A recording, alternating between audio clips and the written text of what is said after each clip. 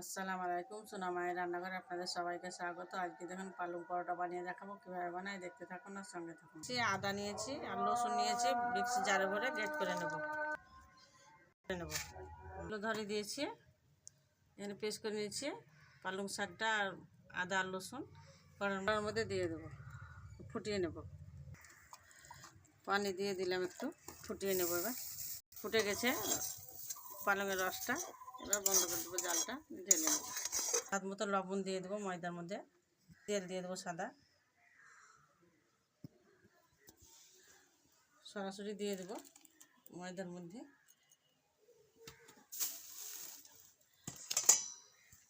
বের করে নেব চেপে, টাইট করে মেখে নেব।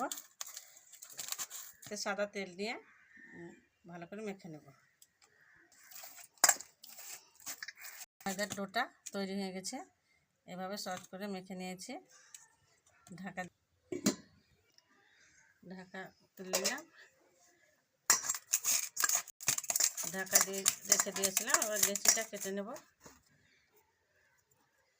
এভাবে লেচি কেটে নেব। দেখে নেব, তুলে নেব। খাও খাও, খেলাও খেলাও, আমি বলা তুলো খাও। হ্যাঁ হাতে তোলো, হ্যাঁ হাতে তোলো, উঠে না উঠো, তোলো হাতে।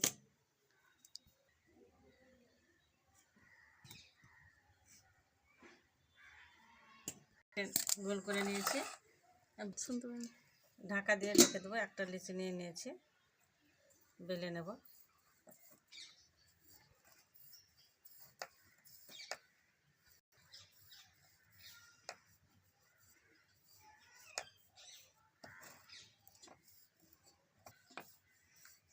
যত বড় করে নেব, পাতলা করে বেলে নেব।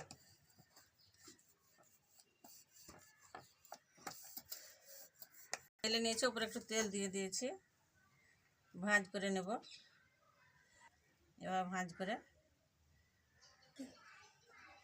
এভাবে ভাঁজ করে নিয়েছি।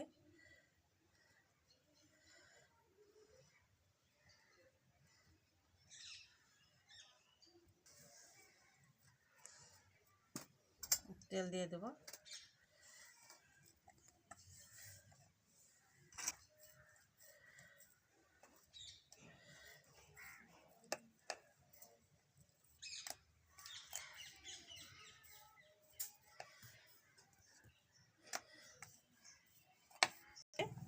আলতো হাতে এভাবে বেলে নিতে হবে, এইভাবে সবগুলো বেলে নেব। হচ্ছে বেলে নিয়ে কত সুন্দর একটু মোটা করে বেলে নিয়েছি, খুব পাতলা নয়।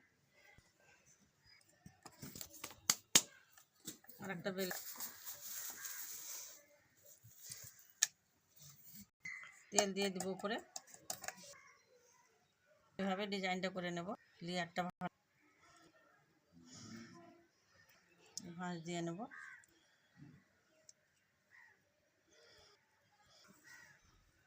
এইভাবে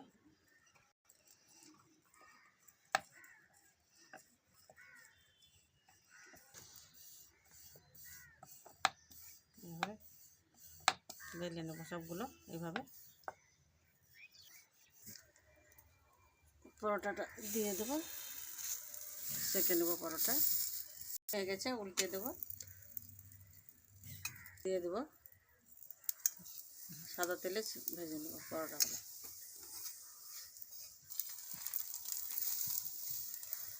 আচ্ছা দেখুন, এই দেখুন ফুলছে কত সুন্দর। ভাজা হয়ে গেছে, দেখুন কত সুন্দর লাগছে। দেখুন এই দেখুন কত সুন্দর লাগছে, ভাজা হয়ে গেছে। তুলে আর একটা দিয়ে দেবো, উল্টে দেবো, তেল দিয়ে দেবো। লেয়ারগুলো দেখুন কত সুন্দর, বুঝতে পারা যাচ্ছে। লেয়ারগুলো ছাড়ছে, দেখুন এই দেখুন, এই দেখুন লেয়ারগুলো ছাড়ছে। এই যে লেয়ারগুলো ছেড়ে যাচ্ছে, এই যে এই দেখুন তুলে নেবো। হয়ে গেছে পালং পরোটা, দেখুন কত সুন্দর হয়েছে, সবুজ, দেখতে ভালো লাগছে। আর লেয়ারগুলো দেখুন ছেড়েছে কেমন, এই দেখুন, এই দেখুন লাচি পালং পরোটাটা। আর এখানে এক মুঠো, আর দেখুন কত লাগছে। লাগলো, ভালো লেগে থাকলে অবশ্যই লাইক কমেন্ট শেয়ার করবেন। আর আমার সোনা মায়ের রান্নাঘর পেতে সাবস্ক্রাইব করে দেবেন।